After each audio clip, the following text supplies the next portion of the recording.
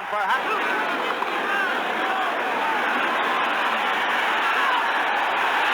Thomas, a beautiful catch at the far. Well, hello. Thank you so much for taking time out of your day to check out this video. And welcome to the Gridiron. And before I get started, just want to say thank you so much to everyone out there who's been watching my videos. Thank you. If you can maybe give this video a thumbs up or possibly leave a comment below or maybe even share this video, it would mean so much to me. But anyway, just thank you so much for just taking time out of your day to check out this video. Thank you. Well, the New York Giants, that's this. Or there was an article. I'll leave a link in the description box. You can check it out if you want. It's on from Fansided. And there was also, they said, top 3 reasons why the Giants won the 2022 NFL Draft. And also in here, there's a chart, okay, that shows what teams, kind of added the most value. Over the Cap, their founder, Jason Fitzgerald, he kind of came up with this chart that kind of showed, I'm not exactly sure how he figured out everything, but he has a chart, and I'm going to show you that, about the teams that, got the least value, and all that. I said, I'm not exactly sure how we came up with that, but I'm going to just show you that in a minute. But apparently, the Giants, according to him, Giants added a whole lot of value, right? And then, according to this article, they got some good reasons why they think the Giants just might won the draft. All right, now here's the article here. It's from, got Fansided. Now, I'm not sure if it's because it got this G-Men headquarters, and then it got Fansided. I'm not sure, which is which, but here's the article. I'll leave a link in the description box. You can check this out. But here's Jason from Over the Cap. All right, Jason Fitzgerald. And what he said here. Here's a look at how much estimated value each team added to their roster during the draft, the y-axis, y-axis, against what they were expected to gain based on draft position, the x-axis. All right, now he goes on to explain here a little bit more here. Above the line means you drafted higher value positions, and below the lines means you didn't. So he's got the line here. So above the line, right, which would be Jets, Lions, Falcons, so on, so on. You drafted higher value positions, and below the line mean you didn't. See, the Giants are slightly below the line. What he's referring to, higher value positions. Now, the Giants started off well. They got a tackle, an edge, and then they got themselves a wide receiver. So they started off really, really well. Then out of the final 8, they got flat cornerback, okay? But then, they got 2 inside linebackers. They drafted 2 guards. They got the defensive tackle. They got a tight end, Bellinger, and then a safety. So I'm not sure, exactly what he's higher value. I'm not sure if a tight end is. I'm not sure if a safety would be or not. But for the most part, I guess a tackle, an edge, cornerback, quarterback. Didn't draft a quarterback, but so and they got the wide receiver Robinson. So I think they might have had maybe 4 higher value. I guess what he's maybe referring to. He doesn't really explain it too much. All right. Teams that added the most relative to their draft positions were the Steelers, the Falcons, the Dolphins, and the Panthers. Steelers, the Falcons. But the Dolphins, I don't know, and the Panthers. So I don't know. The Lions, I don't know. The Lions are way above the line. Titans are pretty far above the line too, so I'm not exactly sure. The teams are adding the least were the Bucks, the Chargers, and the Ravens. Now, you got the Ravens there, the Bucks here, and the Chargers. So I'm a little got a conglomerate here. I mean, also, the Ravens, got some pretty good picks there too. I mean, see, one of their things was the first two picks was Hamilton. He may not have been a high value pick because he's a safety. The next pick was Linderbaum.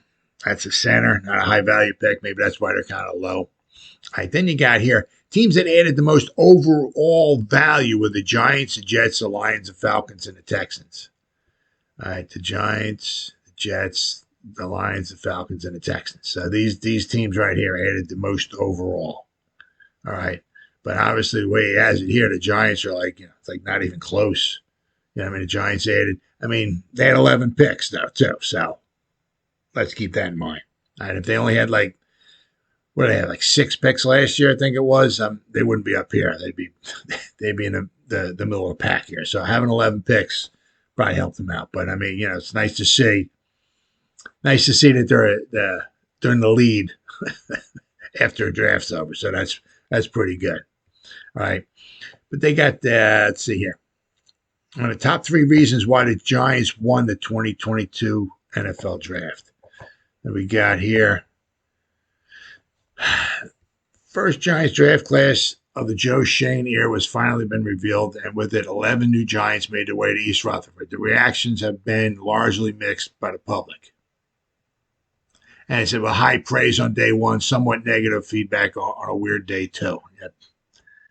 Yeah, I got to agree with it. All right. In terms of draft grades from the analysis, consensus is seemingly higher than many fans' reactions suggest that Shane's first class, of course, steals and busts are not decided in the days or even months after the NFL draft. It will take years. So, a lot of these guys, it's going to take some time. Like DJ Davidson, does he make the team? How does he work out? Darian Beavers, how does he work out? Does he make the team? McFadden, how does he do? Does he work out? Does he make the team? If he makes the team, how long does he last? Does he become a starter? You can't tell. You can't tell. Let's see. NFL draft 3. First of the 3 reasons why they won. They value added. Now that they're going with this here with this chart. In this year's draft, the Giants were the team who added the most value, according to over-the-cap founder Jason Fitzgerald. The Giants added slightly under the expected value based on the positions they were drafting, but nevertheless added the most overall value in the draft class. I said, that could have been because they had 11 picks. Now, if Shane didn't trade back 2 times in the second round and they only had 9 picks, they may not have added all that value. They might have come down a little bit. But still, regardless, even though they had 9 picks and they still would have been kind of up here anyway. May not have been number 1, but they would have been down here probably. So that's still not too bad. Okay, there is of course the argument people will make. B1, particularly with the round 2 selection of Wan'Dale Robinson. The team's pick did not represent great value for the place where he was taken. Yep. The chart proves that overall the draft was more valuable than many fans are giving Shane credit for. Time will tell. There's certainly something this roster was lacking during the Dave Gettleman era. In the past 5 seasons, the Giants have had equal worst record in the entire league. Somehow they have also been left with such little cap room that they have had to restructure a number of key players as well, like some Jabrill Peppers and potentially James Bradbury, leaving for little to no return. Obviously, it means that the investments they have made are returning a historically bad value. Yep. The franchise's biggest need was an edge rusher and offensive tackle lined up perfectly. You could not possibly have been more thrilled with the way that picks 5 and pick 7. If we had gotten a cornerback, that might have been fine. But I'll tell you what, now we got 2 tackles, 2 edge rushers. Yes. I don't know when the last time we were able to say that was, guys. I mean, a long time ago, where we had 2 edge rushers and 2 tackles. Whew. The franchise biggest needs, okay, it allowed Shane and the front office to use their most valuable picks on the most valuable positions and look at less valuable positions such as nose tackle and tight end on day 3 of this year's draft. Yeah, I would have liked, tight end to be addressed possibly in day 2. There was, when there were some good ones there. Unfortunately, this hasn't always been the case in New York. And with the likes of Saquon Barkley and Evan Ingram certainly not returning round 1 value for the franchise. So, all right, then we go to the reason number 2.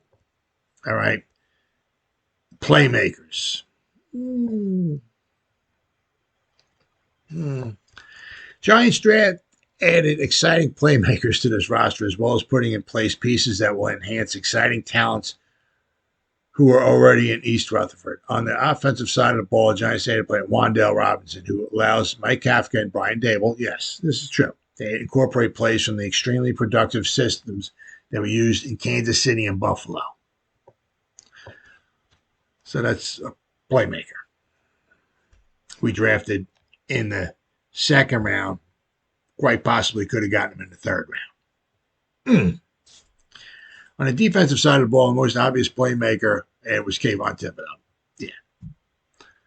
I got to give him that. But it's just not Thibodeau who brings playmaking ability to this Martindale defense. However, Dane Belton is a ball-hawking safety who had 5 interceptions last season. Cordell Flott, who some people gave him like a 6th round grade, and we drafted him in the 3rd round. Could be a reach right there. And once again, not only that, but he's more of like a slot cornerback. We drafted Aaron Robinson, who's kind of like a slot cornerback. We had Darnay Holmes, kind of a slot cornerback. Now we're drafting Cordell Flott as maybe a slot cornerback. I mean, it's how many slot cornerbacks you need. You could use an outside cornerback if you want to, which is going to be quite possibly happening to Mr. Bradbury any moment now, getting released. You can slide Adoree Jackson over to the number 1 cornerback spot and leave who's going to be number 2. Well, it would have been nice if in the draft we would have picked up where we at here? Cornerback, Kyler Gordon here.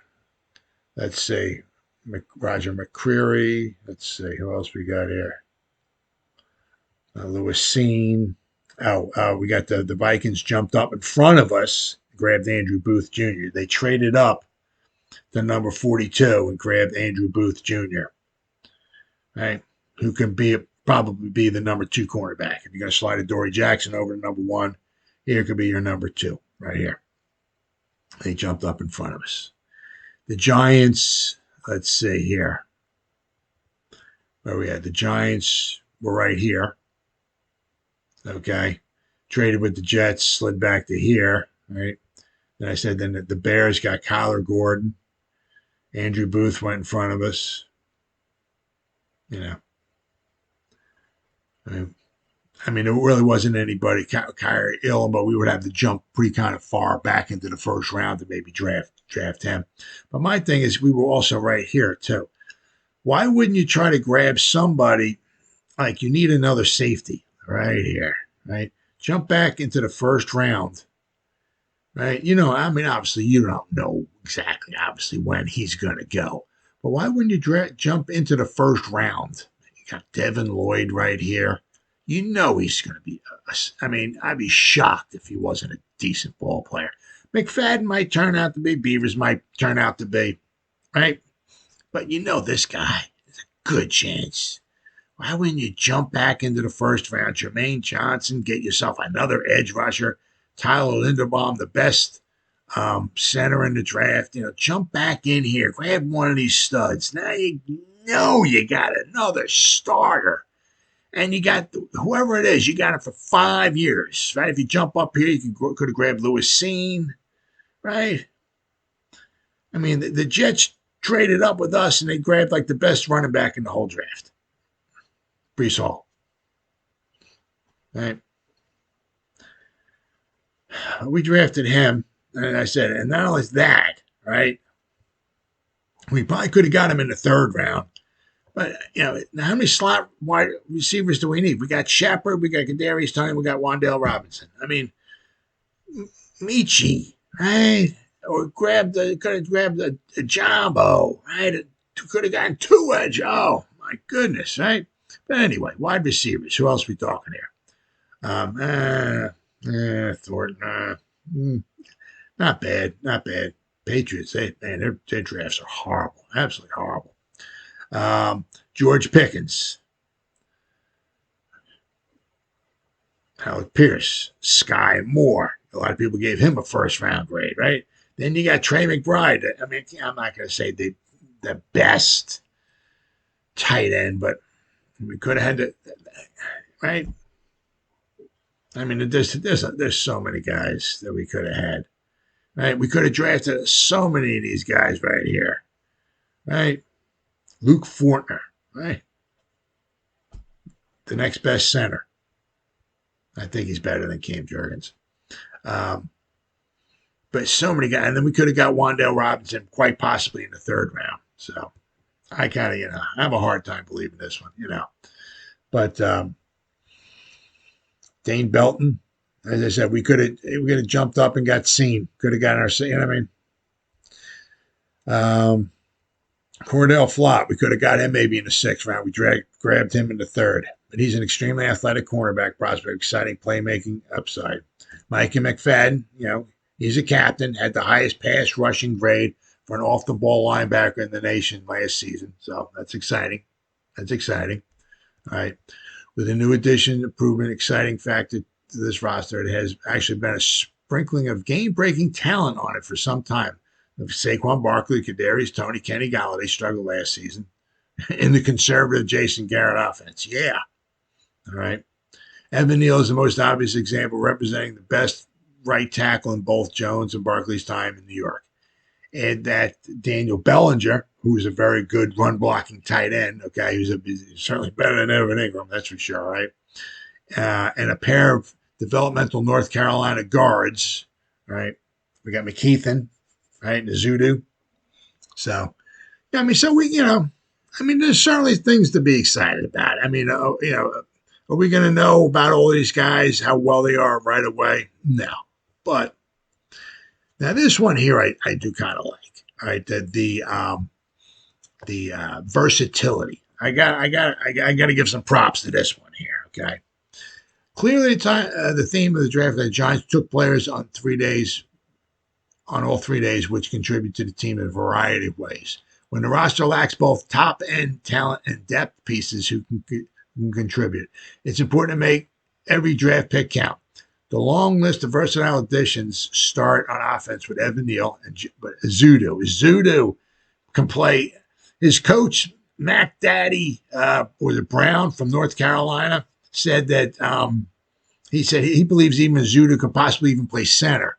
He said that there were times last year where Zudu played different positions on the offensive line in the same drive. Like he might be a guard one time, that might slide out to tackle. I mean, that's versatility. They wanted him to come back and play one more season. They said he might get drafted in the first or second round if he got a little more experience. But so experience, versatility right there with Zudu.